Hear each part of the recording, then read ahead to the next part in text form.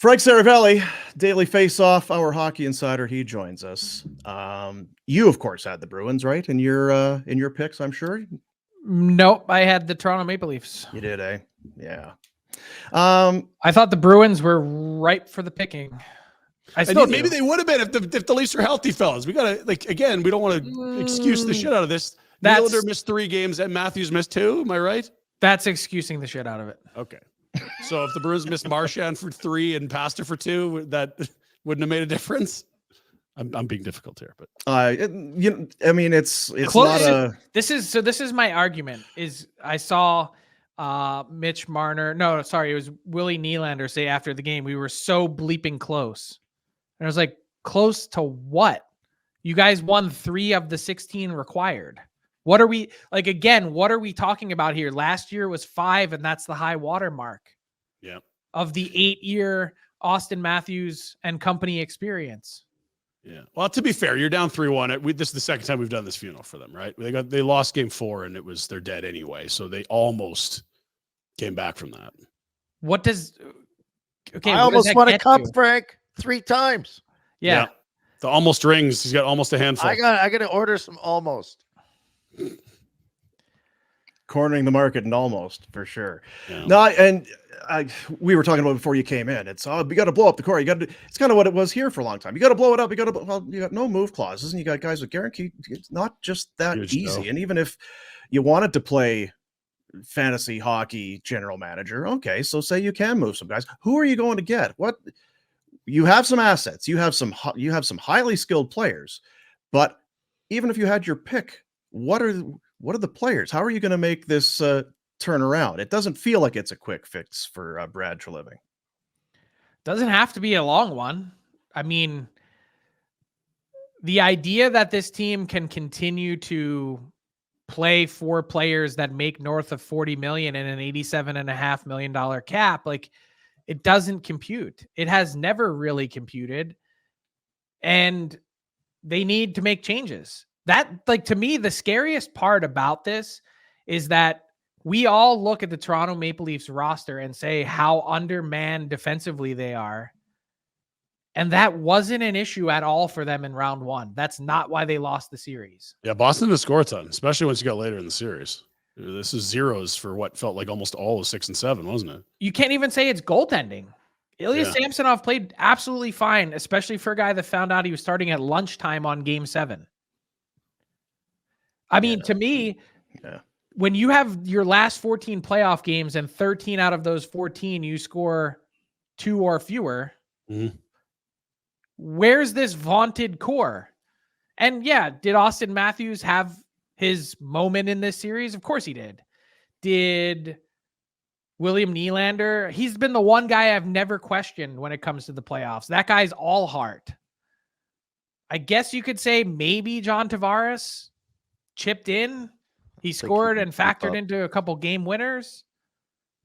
Yeah. But where was Mitch Marner? And you look around because it's hard. Going into round number 2, 8 of the top 10 teams, like all of them 100 points. These are all very good hockey teams. It's very hard to win. So for the Leafs, there's not a ton of shame in it. But do they look like a team that would have beaten Carolina? Do they look like a team that would beat Florida? Nope. Not really. Not really. Florida didn't look like a team that beat the Bruins last year either. Like that game's a little bit fraught with crazy tournaments. Like we see 8 seeds and wild cards. Like Colorado lost to Seattle last year. Crazy shit happens. It's just that for the crazy shit to never go the Leafs way is pretty enticing, the amount of cracks they've had here. Guess who's afraid of the Toronto Maple Leafs? The Toronto Maple Leafs. No one. Yeah. No one. And that's the truth. There's all this talk in the market of, oh man, like why do we always run into the Bruins? Why do we run into the Lightning? Oh, it's unbelievable. And then you get through the Lightning and you get the Panthers. And it's like, well, at some point, you were miles ahead of where the Florida Panthers were 7 years ago. Why have they passed you by? Why is no one afraid of you like you're afraid of them? You haven't made any strides as an organization. And there's this, I call it a loser's mentality, because I really believe that that's what they have. I think it permeates from the very top of the organization all the way down, where it's like, can you believe all these eyeballs and pressure and all these different things that are conspiring against us? And it's like, it's weird. I've never heard the New York Yankees act that way. I've never heard them say, you know what, damn it, we play in New York and this is hard.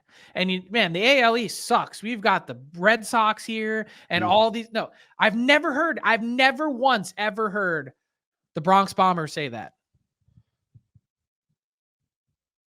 You're going to tell me Toronto's bigger? There's more pressure. There's more everything than New York? I don't buy into any of that. I think that in Toronto, you're treated like a god. The newspaper might have your picture up and poke fun at you, but if that's your downfall, not even hard. I'm not slagging Toronto media. They're not scary. They're fans. They're not scary. And so to have that as your crutch, it's unbelievable. There's a healthy dose of arrogance chipped in there. Like, we should win because we are one of the gold standard original 6 franchises. Like, last time I checked, there's 5 more of them, and they're all more successful than you. Yeah, since 67, it's not close. You're the worst of the group. All more successful. So how does that happen? So there's a healthy dose of arrogance coupled with a loser's mentality, and that is a toxic drug. I'm just kind of, because as we do this, Tavares is the captain. 1 year left. Does he have control of the room? Because I feel like he's a guy that wants to win. I don't think he can keep up anymore. I think he's overpaid. But if your captain can't, you know what I mean, grab the room and drag them into a battle, is it on the captain a little bit or the team? Do you know, like, I know what you're asking. I don't pretend to know John Tavares incredibly well, but I don't think that's not his nature. He's not going to pedigree. Yeah. He's not one of those rah, let's get into it guys. And his play is certainly, I think he's had a kind of borderline remarkable transformation from power forward to elite net front presence, but that's by necessity because he can't keep up anymore. Like, the fact that he was able to produce the way that he has been the last couple of years, despite the way that he's slowed down, I think is actually a hat tip to him in changing his game. But he's not it anymore, and he is overpaid, and he knows it.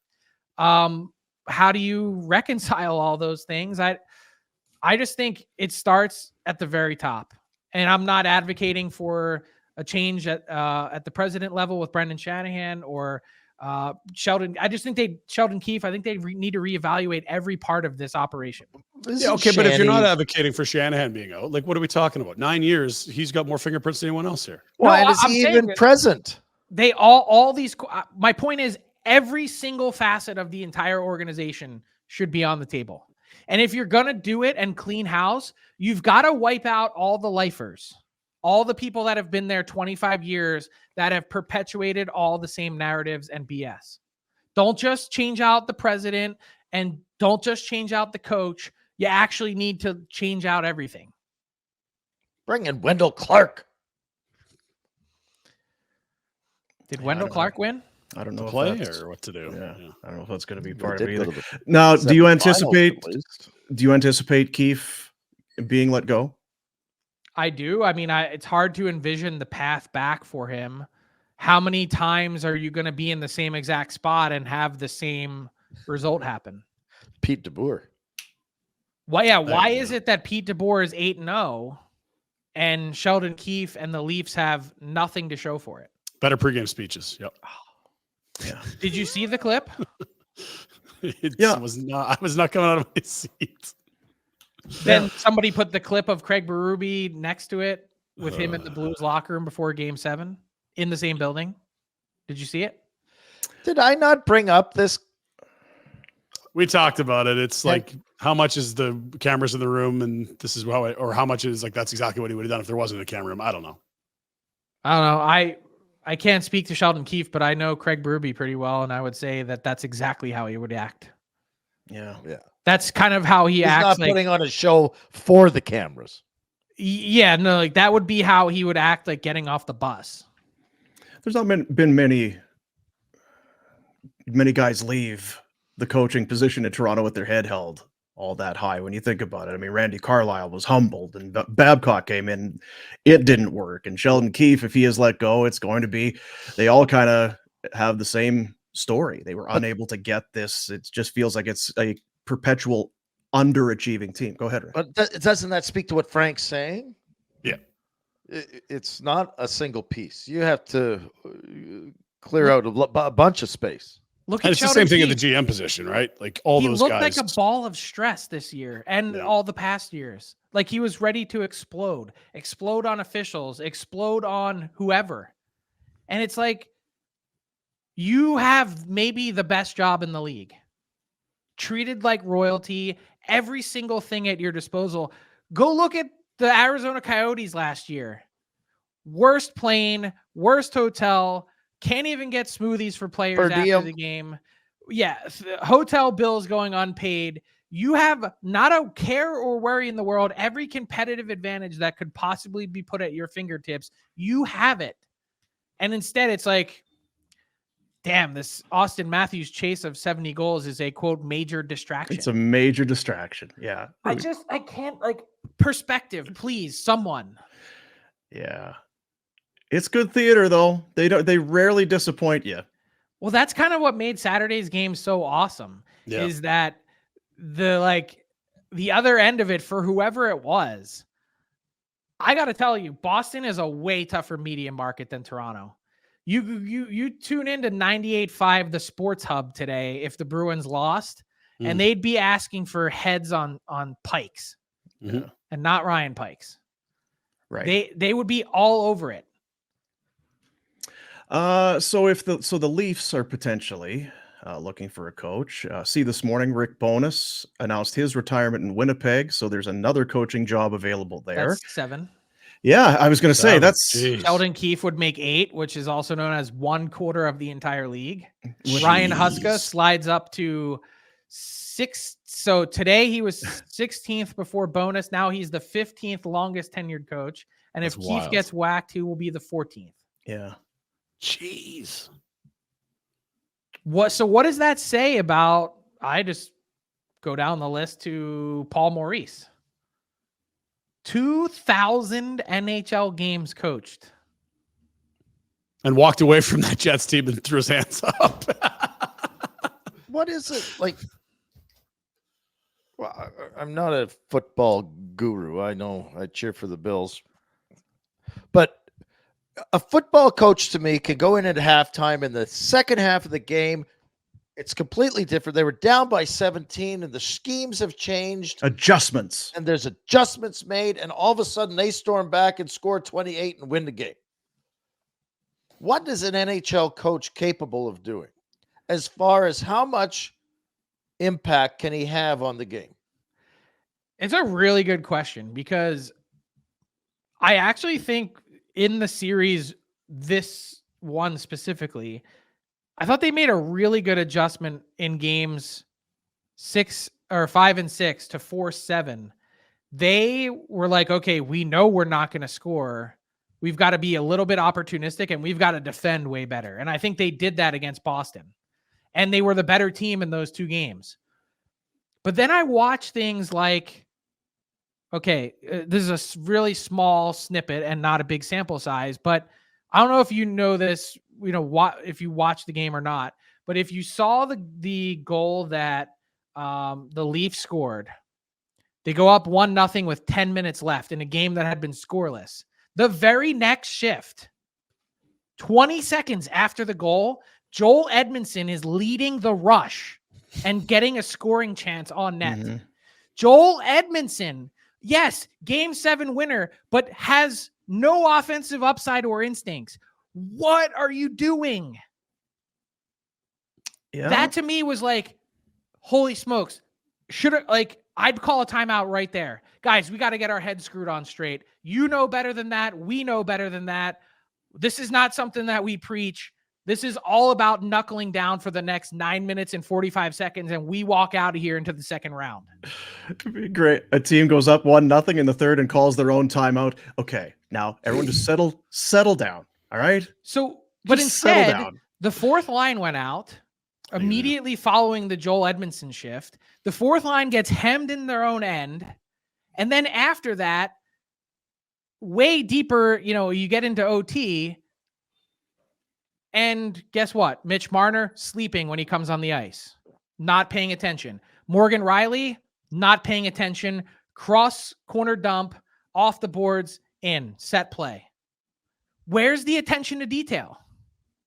How much of that is on the players, Rhett? How much of that is on, look, mistakes are going to happen, but how much of that is on lack of preparedness, all those other things? And I've always said, I don't think coaches can come in, and there are adjustments you can make, but I think they're minor to a coach dragging the emotion and the attention.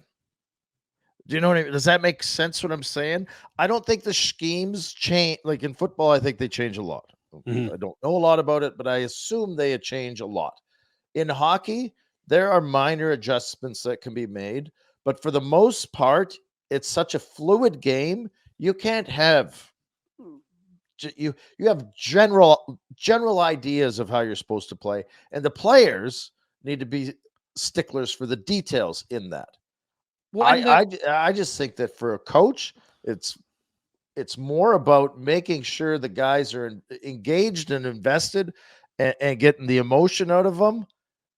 And I don't think I don't know. I'm not even answering your question probably, but I just don't think that a coach can change the game plan too much and have too much impact. They're going to have more impact on making sure the players are ready to play, are focused on the play. As a timeout, and you laugh about it, Boom, but if that's what it takes to make sure your guys are dialed in and that Joel Edmondson isn't rushing the puck, like, know your role here, bud, right? And I think that's NHL coaches. That's why I think they are interchangeable. They're like, I just do. I agree with that. Yeah, because you can't have the same guy extract that will forever so much as if it was just scheming. Well, the best X and O's guy will never get fired. That's not what it is. It speaks to your point, Rhett. It's like, can I get the most out of my players' attention and effort wise? Why is the longest tenured coach in the league, I referred to him on this show last week, John Cooper, as Ted Lasso? He ain't the X's and O's guys there. Yeah. He's got the beard, whatever that guy's name is. Yeah. That's his assistant coach. That's that was Rick Bowness for a long time, right? On disparate organizations. Yeah. Well, anywho, that's the Leaf story. What did you make? Now Game 7, it was a tight series. Was it a good series between Dallas and Vegas? It was close, and at times I felt like it was exciting, but both teams really seemed content. We're not going to give you much. We're going to try and be opportunistic and pounce when we can. And it did come down to a 1-goal differential in a Game 7.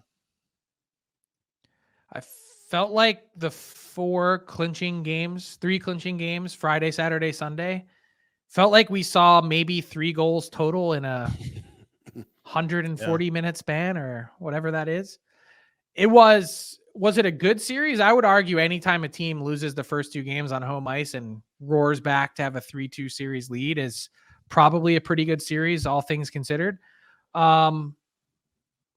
Dallas they're a really hard team to play against, and physical.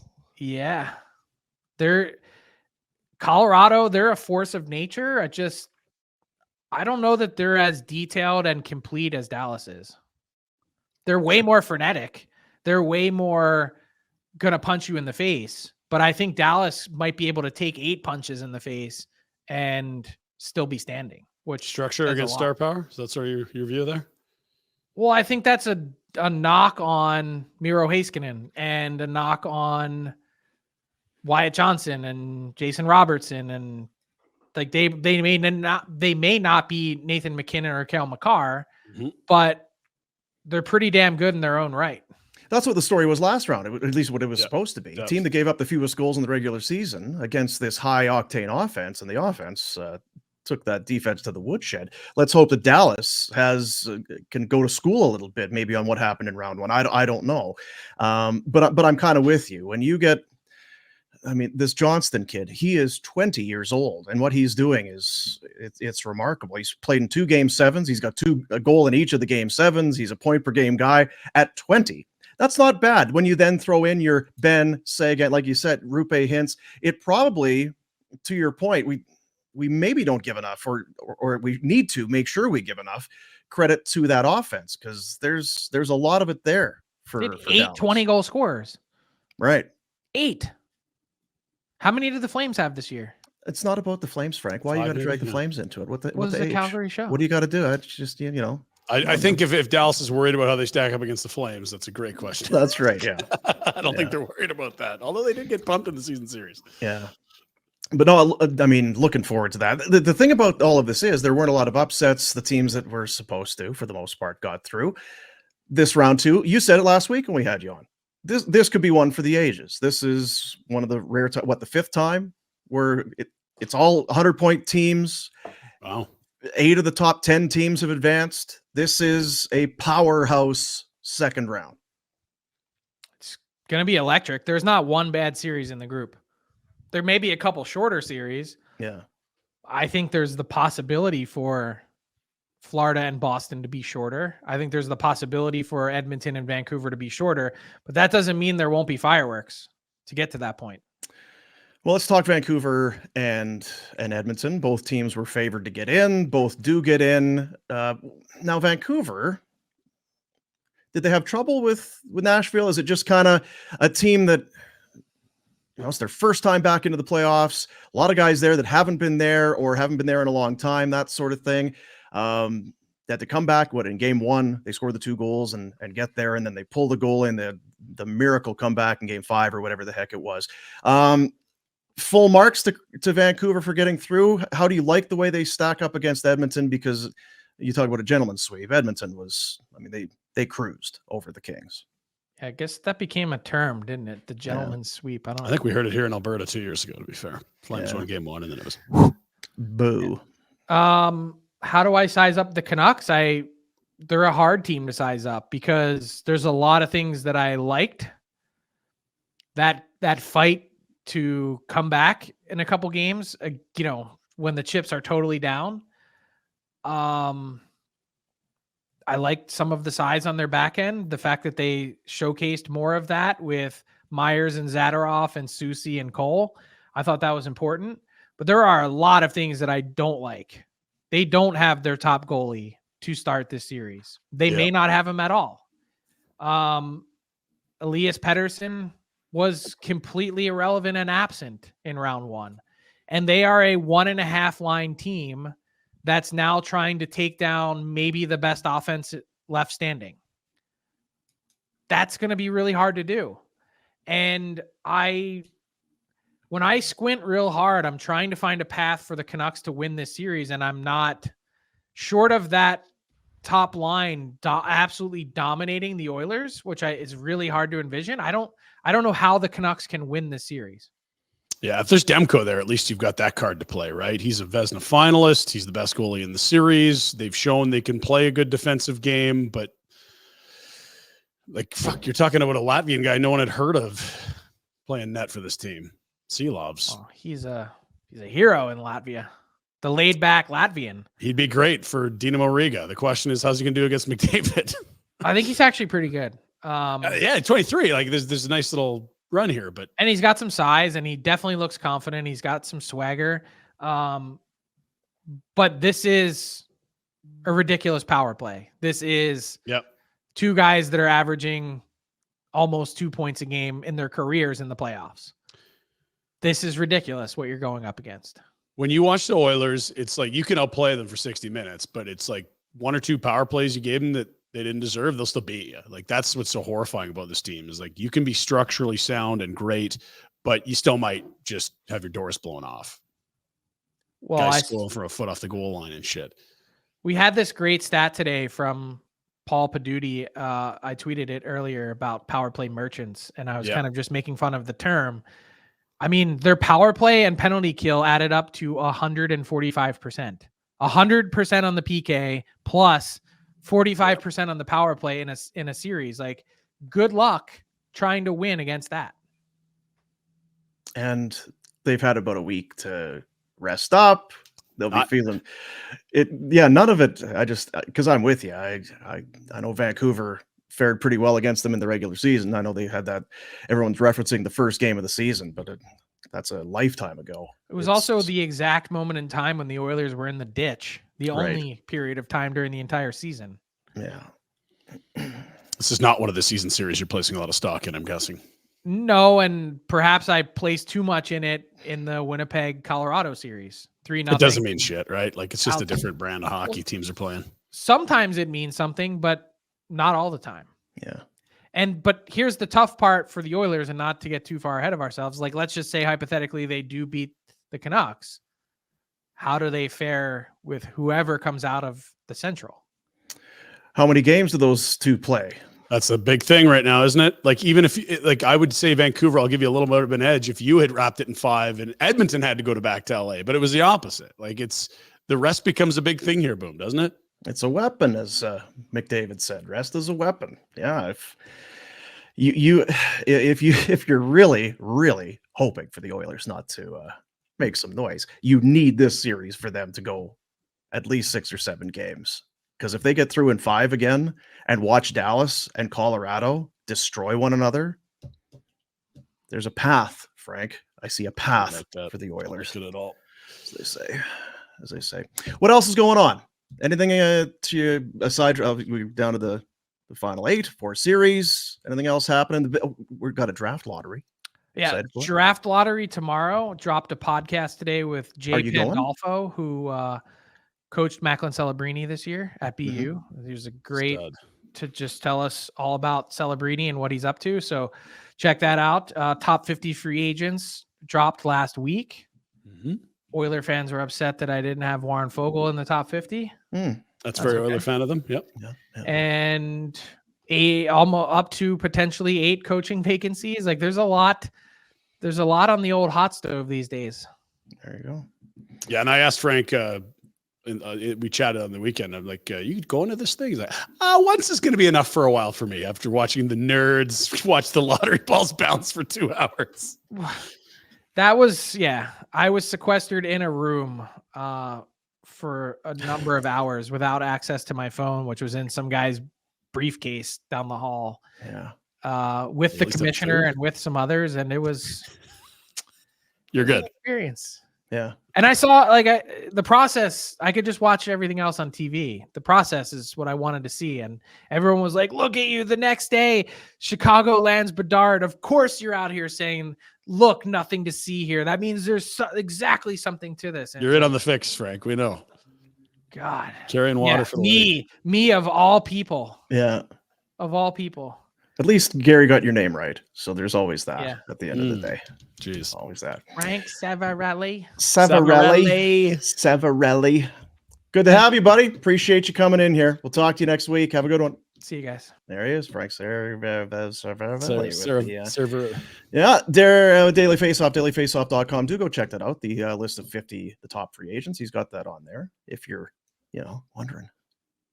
Who are the Flames? I think the lottery might be more interesting to the Flames fan base. I don't know that the top 50 is going to be picked over heavily by the Flames. Yeah, there's a chance. There is a chance for sure. Hey guys, thanks for watching. Be sure to check out more of our content right here on the Flames Nation YouTube page. We had a bunch of great long form interviews. You can check out some videos we've done as well outside of the studio. And of course, if you want more writing or merchandise stuff, flamesnation.ca or nationgear.ca.